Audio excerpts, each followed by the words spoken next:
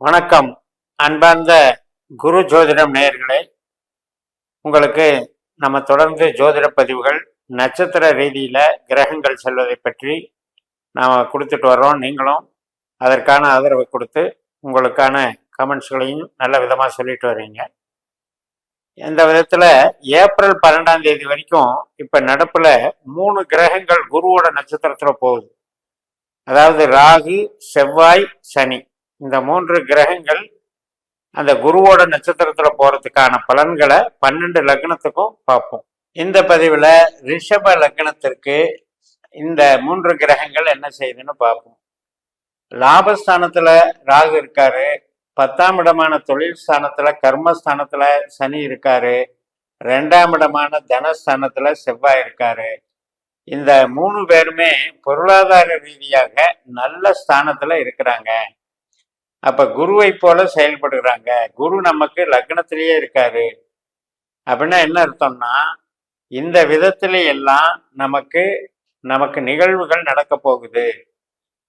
செவ்வாய் என்பது பூமிகாரகன், real estate, construction தொழில் மற்றும் உங்களுக்கு வந்து chemical industries, spare parts industries, hardwares, painting, இது மாதிரியான ஹார்ட்வேர்ஸ் இது பண்ணுறது, ஸோ எலக்ட்ரானிக்ஸ் சம்மந்தப்பட்டது, இதில் எல்லாம் விவசாயம் கூட செவ்வாய்க்கு உண்டானது. அப்படிப்பட்ட வகையில் அவர் வந்து உங்களுக்கு செவ்வாய் கிரகத்தினுடைய திசையோ புத்தியோ அந்தரமோ சூட்சமோ நடக்கும் பொழுது இந்த பெனிஃபிட்டாக ஒரு தொழிலை பலப்படுத்துகிற முறையில் இந்த செவ்வாய் நம்மளுக்கு நன்மை புரிகிறாரு. 10ஆம் இடத்துல இருக்கிற சனியும் 2ஆம் இடத்துல இருக்கிற செவ்வாயும் ஒரு தொடர்பை ஏற்படுத்திக்கிறாங்க குரு மூலமாக. ஏன்னா குரு நட்சத்திரத்துல தான் 2 பேர் இருக்காங்க. அப்ப 10ஆம் இடம் என்பது நம்ம செய்யக்கூடிய கர்மா, அது விவசாயமாகட்டும், கால்நடை வளர்ப்பாகட்டும், பெரிய பெரிய கனரக வாகனங்கள் அல்லது பெரிய பெரிய இண்டஸ்ட்ரீஸ் நடத்துறது, ஒர்க் ஷாப் நடத்துறது, நீங்க வந்து அனைத்து விதமான தொழில்கள் அப்படின்னு எடுத்துக்கலாம். 10ஆம் இடத்துல சனி வீட்டிலேயே இருக்காரு. அப்ப அனைத்து விதமான தொழில்களையும் செய்யும் பொழுது இந்த செவ்வாய் சனி குருவின் மூலமாக ஏப்ரல் மாதம் 12ஆம் தேதி வரைக்கும் நமக்கு மிகப்பெரிய அனுகூலத்தை கொடுக்குறாங்க, பெனிஃபிட்ஸை கொடுக்குறாங்க. தொழில் நல்லா நடக்கும், சேமிப்பு நல்லா இருக்கும், பேச்சுவார்த்தைகள்னால நமக்கு ஆதாயம் கிடைக்கும். சில பேர் வந்து பேசக்கூடிய தொழிலில் இருப்பாங்க, லாயர்ஸ் மாதிரி, கமிஷன் ஏஜென்ட் மாதிரி, மார்க்கெட்டிங் ஏஜென்ட் மாதிரி, அவங்களுக்கெல்லாம் வந்து வளர்ச்சிகளை கொடுக்கும். அதே மாதிரி தான் லாபஸ்தானத்தில் இருக்கிற ராகு 11ஆம் இடம் அப்படின்னா என்னன்னா, நம்ம என்னெல்லாம் எதிர்பார்க்குறோம், என்னெல்லாம் நம்ம ஆசைப்படுறோம், அந்த ஆசையெல்லாம் எப்போ வந்து நிறைவேறும் அப்படிங்கிறது தான் அந்த 11ஆம். அப்படிப்பட்ட இடத்துல பிரம்மாண்டமா நம்ம கனவுகளை வளர்க்கக்கூடிய ராகு இருக்கார்.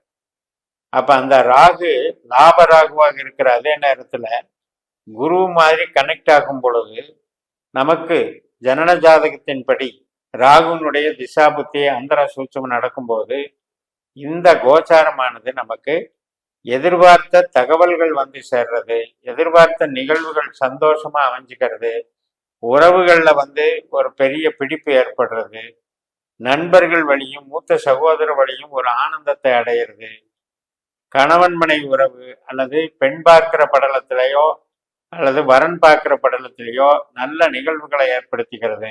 இத்தனையும் ராகு செய்கிறாரு.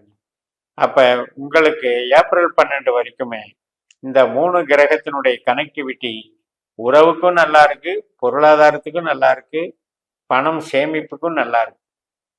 சரி, எந்த விதத்துல நம்ம எச்சரிக்கையா இருக்கணும் அப்படின்னு பார்த்தீங்கன்னா, இப்போ உங்களுக்கு வந்து 2ஆம் இடம் அப்படிங்கிறது 7ஆம் இடத்துக்கு 8ஆம் இடமா வேலை செய்யும்.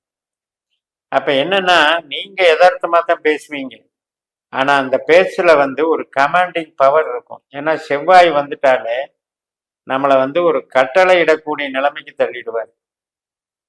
ஏன்னா நமக்கு அந்த காரியத்துல உண்டான பற்றுதல், அந்த காரியத்துல ஏற்படக்கூடிய எமோஷனலி அட்டாச்மெண்ட்டு, அதனால என்ன சொல்லும், கமாண்டிங்கா பேச சொல்லும், அதிகாரமா பேச சொல்லும், அதிகாரமா பழக சொல்லும்.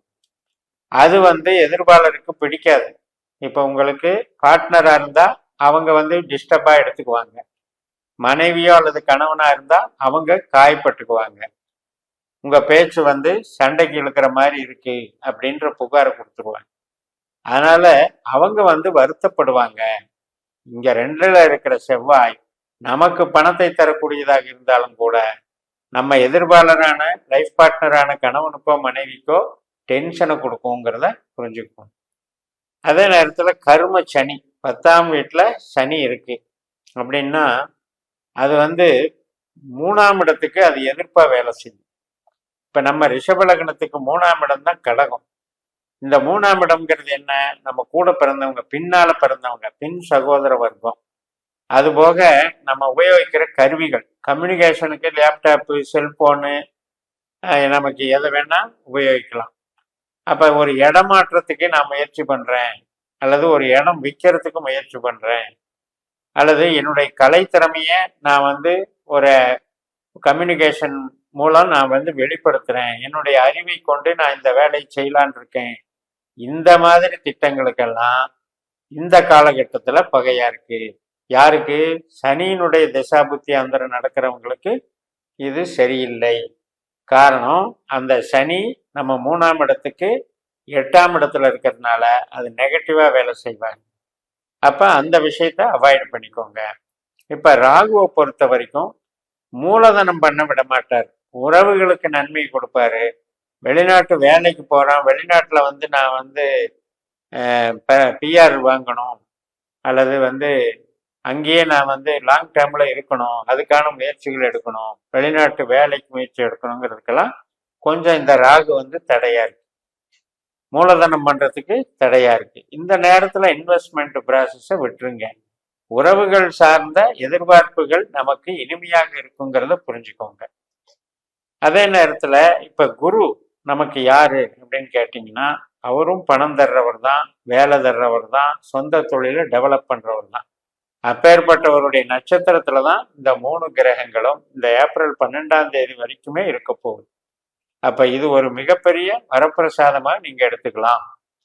இப்ப மற்ற கிரகங்கள் எல்லாம் நமக்கு வந்துகிட்டு இருந்தாலும் உங்களுக்கு இந்த திசா புத்திகள் எப்படி பார்த்தாலும் யாருக்காவது ஒருத்தருக்கு ஒரு புத்தியோ அந்தரமோ சூட்சமோ கிளிக் ஆகும்.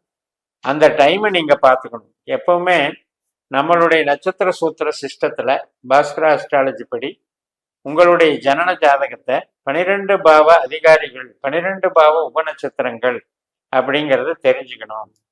அது தெரிஞ்சுக்கிட்டீங்கன்னா 8ஆம் இடம் 12ஆம் இடம் எந்த கிரகம் வந்தாலும் அது நம்மளுக்கு தீமை செய்யும்.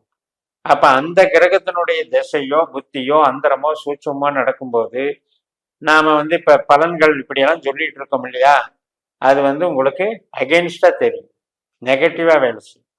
அதனாலதான் தனி மனித ஜாதகத்தை நாம நம்மளுடைய ஜாதகத்தை கரெக்டா கணிச்சு வச்சுக்கிட்டு எந்த கிரகம் நமக்கு நல்லது எந்த கிரகம் கெட்டதுன்னு தெரிஞ்சு வச்சுக்கிட்டு இது மாதிரியான கோச்சார பலன்களை பார்க்கும்போது எந்த பாவத்தின் வழியாக அந்த கஷ்ட நஷ்டங்களை தருங்கிறத நம்ம ஈஸியா புரிஞ்சுக்கலாம். அது மாதிரி இப்ப உங்களுக்கு 8ஆம் இடம் 12ஆம் இடம் இந்த 3 கிரகமுமே சம்பந்தப்படலை அப்படின்னா இப்ப நம்ம சொன்ன மாதிரி பலன்கள் நடக்கும். யாருக்கெல்லாம் நடக்கும்னா அந்தந்த கிரகத்தினுடைய திசையோ புத்தியோ அந்தரமோ சூட்சமோ நடக்கணும். அதனால கண்டிப்பா உங்களுக்கு எப்படி பார்த்தாலும் ஒருத்தருக்கு திசையில வரும், ஒருத்தருக்கு புத்தியில வரும், ஒருத்தருக்கு அந்தரத்துல வரும். சூட்சமம்னு சொல்றது ஒரு 10 நாள் 15 நாள் வந்தா கூட அதுல கூட இந்த முன்னேற்றம் நடக்கும்னு சொல்லி நிறைவு செய்கிறேன். இந்த சேனலை சப்ஸ்கிரைப் பண்ணி ஷேர் பண்ணுங்க. உங்க தனிப்பட்ட ஜாதக பலாபலன்களை என்னுடைய வாட்ஸ்அப் நம்பர்ல தொடர்பு கொண்டு பலன் பெறுங்கள். உங்களிடமிருந்து விடைபெறுகிறேன். உங்கள் ஜெயம் எஸ். நன்றி, வணக்கம்.